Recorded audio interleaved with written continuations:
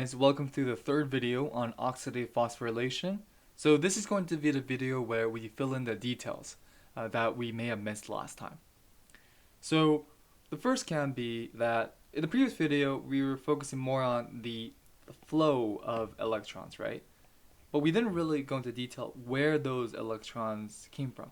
Now we did mention that redox reactions that happen within each protein complex, they carry and they drive, that they can maintain the flow of electrons. But where does it come from? Well, it comes from these reactions where, for example, let's make some space here.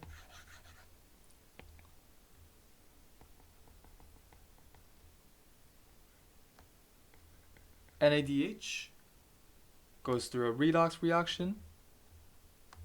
There we go. And also we see something like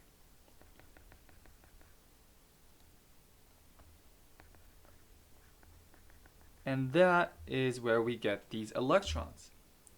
And you will also notice that these are actually products of the citric acid cycle.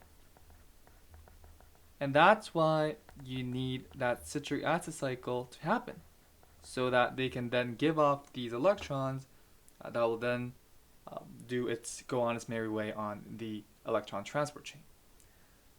Now, there's another subtle detail that some of you may have noticed, which is that this oxygen doesn't seem right, does it? Really, it should be. There we go.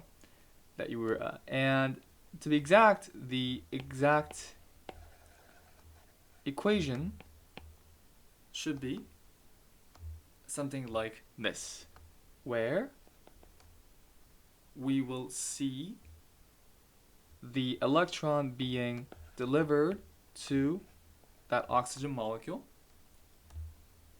but that oxygen molecule is going to also receive a hydrogen ion. Oh, it's already there. So let's put all the ingredients together. It's that electron, the hydrogen ion, and that oxygen, right? And so what's going to happen is, that's right guys, do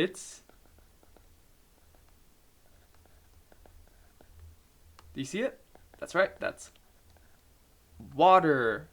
And that is why in cellular respiration, one of the things that we produce is water. Now, the exact equation, really, it's a little more complicated. It's actually something like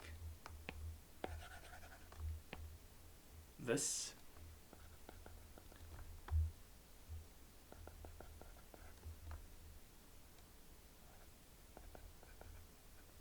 But for the sake of remembering the concept, I think my approach also works. But that is the one I just wrote, is the exact equation.